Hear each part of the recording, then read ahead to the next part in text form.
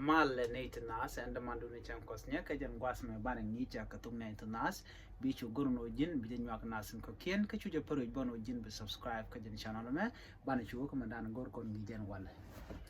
gwas me ban ni ka ban tok nat ban tok nat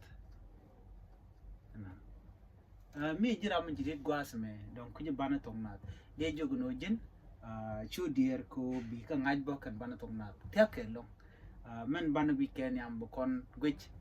ka bantin kon ten chwal ka e ban dia la ban tok nas tindit na me chale a ba sha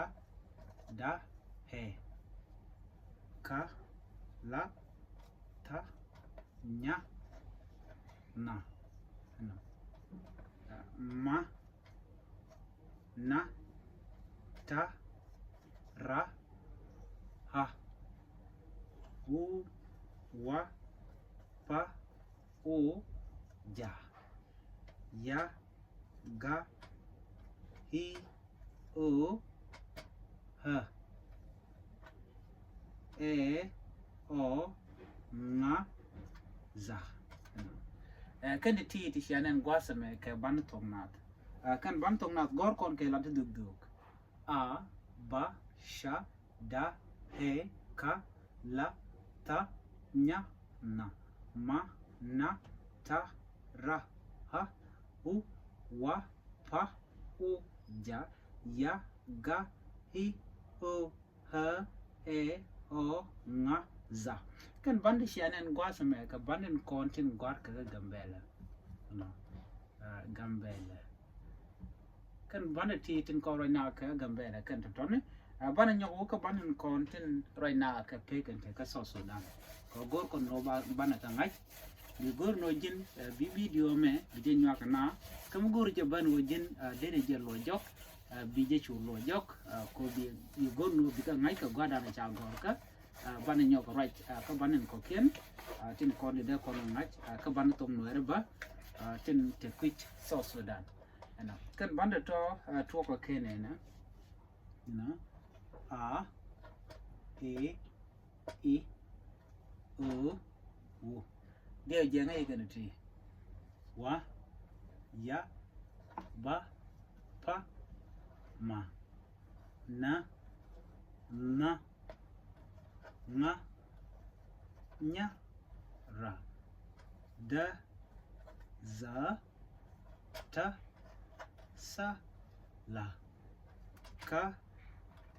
me ka gwa de me ko go kon ka ga ha sha ja he ha o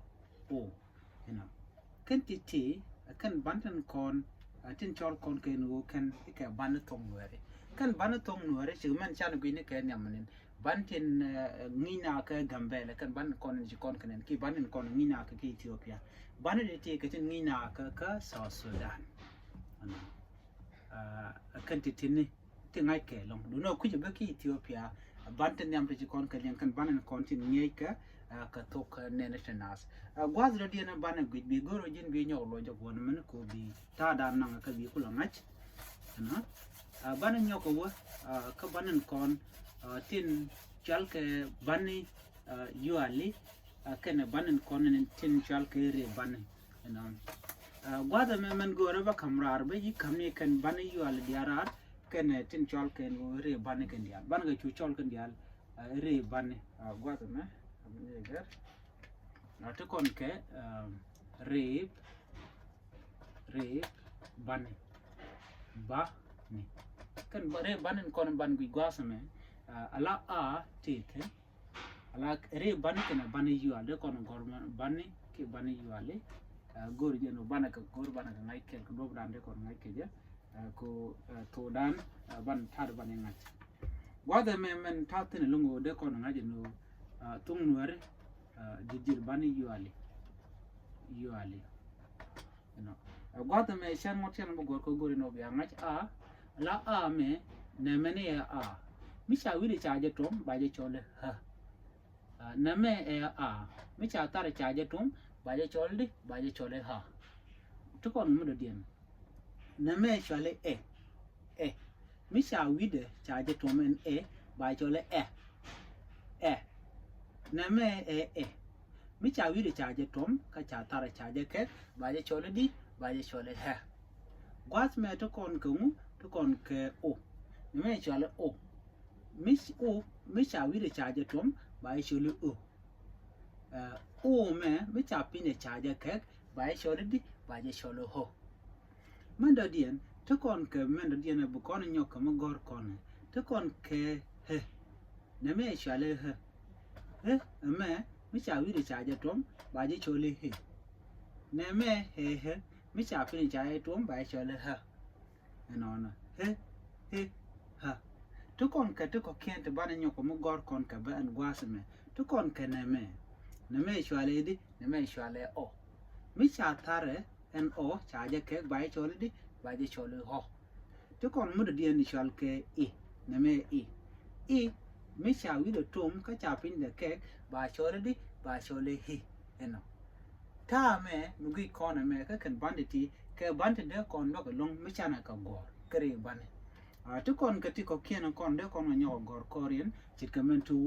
ko ngai kon riu dien kan ti chala ke no ke ke bane yuali ka kre bane enon mu kwen kon ke kel ro diok ngwan ti bakal baro badak bangwan wel kel waro wel diok wel ngwan eno gwasa me ci kon goro bana peg dien nam de kon le ci kon bula wo nyam du no ti ka to gora no de ka ngaje long eno bi ci goro no bi je gor ka do badan de to ko me de ngai ke je ka tum no re